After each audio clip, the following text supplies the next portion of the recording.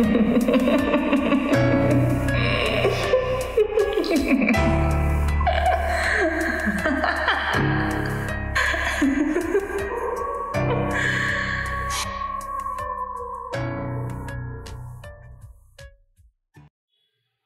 বন্ধুরা, আমি দিচ্ছু আছি আপনাদের সাথে। আমার এই চ্যানেল হরর বক্সে আপনাদের সবাইকে স্বাগত জানাচ্ছি। আমার এই চ্যানেলে আপনারা অনেকই অলৌকিক আর ভৌতিক ঘটনা জানতে পারবেন। তো ওয়েট কি করছেন, হেডফোনটা লাগিয়ে নিন আর আজকের ঘটনার আনন্দ নিন। বরানগরের সেই বিভীষিকাময় শীতল রাত। আমার নাম সৌরভ সামন্ত। সালটা ছিল 2004 সাল। আমার বাড়ি বরানগর, উত্তর 24 পরগনায়। আজকের ঘটনাটা আমি আমার সেই বরানগরের বাড়িতে বসেই জানাচ্ছি আপনাদেরকে। তখন আমার বয়স 16 বছর। আমি তখন ফুটবল খেলতাম টালিগঞ্জের 2nd ডিভিশনে, আর মাঝে মাঝে খেলতে অনেক দূর দূর যেতে হতো। তো সেই রাত আমার আজও মনে আছে, যেই দিন আমি আসানসোলে খেপ খেলতে গেছিলাম। ফিরে আসতে আসতে সেই দিন মোটামুটি 1টা বা আজকেও আমার একটু ঠিক করে মনে করলে তখন 2টো বেজে গেছিল রাত। আর খুবই ঠান্ডা পড়েছিল সেই রাতে। আমাদের পুরো টিমটাই আসানসোল থেকে একটা ট্রেকারে করে ফিরেছিলাম। আমাকে ডানকুনি রাস্তাটা ধরে জিএলটি রোডের উপরে একটা মিষ্টির দোকান আছে, আপনারা হয়তো নাম শুনেছেন, ইন্দ্রপুরী। সেই মিষ্টির দোকানের সামনে আমাকে নামিয়ে দিয়ে গাড়িটা কাশীপুরের দিকে এগিয়ে গেল। তখন বাজে রাত 2টো। সেই মিষ্টির দোকানের সামনে দাঁড়িয়ে ফাঁকা রাস্তা আমি ভাবছি যে আমি কি MNK রোডের রাস্তা ধরবো। ওই রাস্তা যদি ধরি, ওই রাস্তায় প্রচণ্ড কুকুর, আর কুকুরকে আমি খুব ভয় পাই, আজও খুব ভয় পাই। তো আমি কি করলাম, আমি তার পাশের রাস্তাটা ধরি। সেই পাশের রাস্তাটা যেটা আমি ধরলাম, সেই রাস্তাটা একটা পাড়ার ভেতর দিয়ে গেছে। সেই পাড়াটা আজও গোয়ালাপাড়া নামে প্রচলিত, আপনারা হয়তো জানেন এটা। আর সেই দিন জাঁকিয়ে ঠান্ডা পড়েছিল, আর রাস্তায় না লোক ছিল, আর না হি রাস্তায় একটা লাইট জ্বলছিল। সম্ভবত লোডশেডিং হয়েছিল। এই দেখে আমি আমার পিঠে ঝোলানো ব্যাগ থেকে মোটা ব্যাটারির টর্চ বের করলাম, আর সেইটার ক্ষীণ আলো রাস্তায় ফেলে এগোতে লাগলাম। কিছুটা এগোনোর পর, যেমন আপনাদের বললাম, খুবই ঠান্ডা পড়েছিল সেই রাতে। মনে হচ্ছিল হঠাৎ করে যেন আবহাওয়াটাও আরও চাপা হয়ে উঠেছে। আমি থমকে দাঁড়ালাম, দিয়ে কিছুক্ষণ দাঁড়িয়ে ভাবলাম যে আমি হয়তো খেলে এসেছি, তাই হয়তো টায়ার্ডনেসের জন্য এমনটা অনুভব করছি। কিন্তু হঠাৎ করে আমার বাঁ পাশ দিয়ে কিছু ফিসফিস আওয়াজ শুনতে পেলাম। শব্দটা শুনেই আমি টর্চের আলো ফেলে দেখলাম একটা দেয়াল। এই দেয়ালটার কথা আপনাদের বলতে হয়। এই দেয়ালটা হলো একটা বাচ্চাদের কবরস্থানের দেয়াল, যেটা আমি যে রাস্তা দিয়ে যাচ্ছি সেইটার পাশ ধরে বেশ 400 মিটার সোজা চলে গেছে একটা বাঁ পাশের রাস্তা ধরে। আর যদি আমি সোজা হাঁটতে থাকি, কিছুটা দূর গিয়ে আমার বাড়ি। দিনের বেলায় তো এই রাস্তায় অনেকবার এসেছি, কিন্তু রাতের বেলায় এই প্রথমবার। এই ভেবে মনটা কেমন যেন ছ্যাদ করে উঠল। আমি আর কিছু না ভেবে এগোতে লাগলাম। আর হাঁটতে হাঁটতে আমার হঠাৎ মনে হতে লাগলো যেন আমি খুব ধীর লয়ে হাঁটছি। এই ঠান্ডা রাতেও ঘামাতে শুরু করেছি, আর দূর থেকে যেন আবছা কুকুরদের চিল্লানোর আওয়াজ আসছিল শহরে। আমি যতই জোর গতিতে চলার চেষ্টা করছি, ততই হাঁপিয়ে উঠছিলাম। আমার বুকটা ঢিপ ঢিপ হতে শুরু হলো।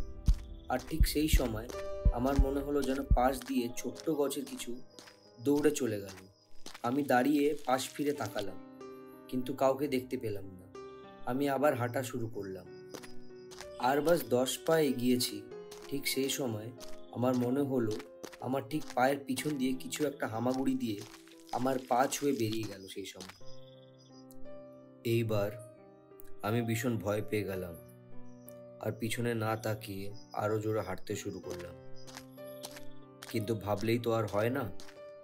আমি যতই জোরে হাঁটার চেষ্টা করছি, ততই যেন আমি আরো আস্তে হাঁটছি। আমি দরদর করে ঘামাচ্ছিলাম। আর ঠিক সেই সময় আমার পিছন থেকে একটা বাচ্চার কান্নার আওয়াজ পেলাম। আমি ভয় পেয়ে পিছনে তাকিয়ে টর্চের আলোটা রাস্তায় ফেললাম। আর সেই মুহূর্তে যা দেখলাম, তাতে আমার সারা শরীরের রক্ত জল হয়ে গেল। আমি আমার থেকে ঠিক 11 হাত দূরে সেই ক্ষীণ আলোতে দেখলাম যে 4টে ছোট বাচ্চা, সম্ভবত 2 বা 3 বছরের হবে, রাস্তাতে হামাগুড়ি দিয়ে বসে ঠিক আমার দিকে তাকিয়ে আছে আর কেঁদে যাচ্ছে। তাদের প্রত্যেকের চোখ সাদা, কিন্তু তাও যেন জ্বলজ্বল করছে আমার টর্চের আলোতে। আমি এই দেখে ভীষণ ভয় পেয়ে গেলাম। আমি টর্চের আলোটা তাদের দিকে ফেলে উল্টো পায়ে হাঁটা শুরু করলাম, আর তারাও যেন আমার হাঁটার গতির সাথে সাথে আমার দিকে হামাগুড়ি দেওয়া শুরু করলো।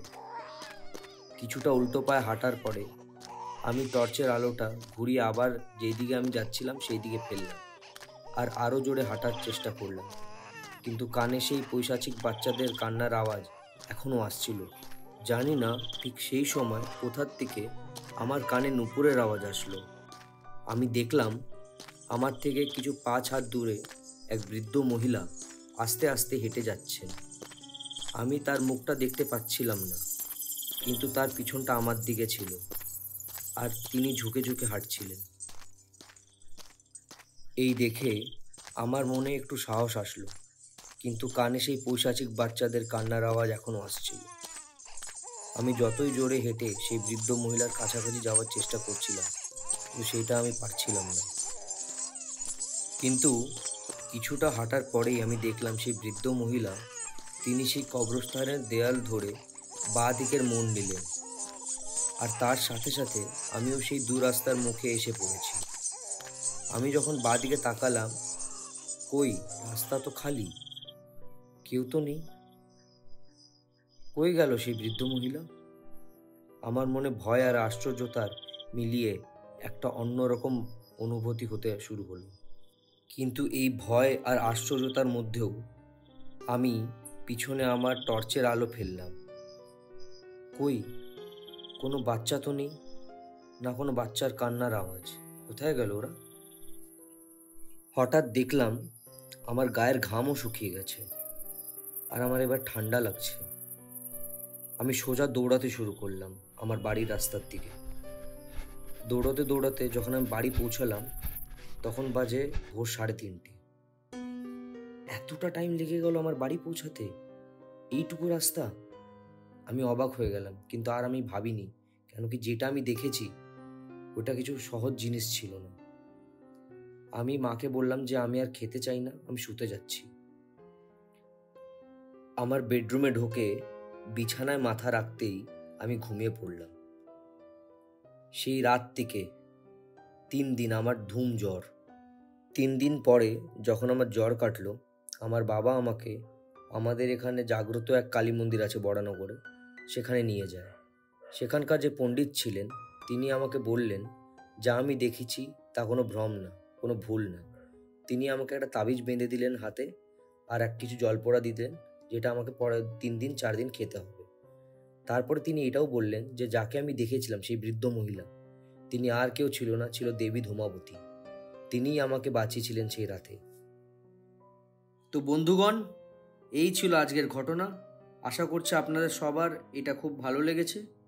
আমার চ্যানেলটা একদমই নতুন, তো লাইক, শেয়ার অ্যান্ড সাবস্ক্রাইব করুন, আর ভালোবাসা দিয়ে পাশে থাকুন। ধন্যবাদ।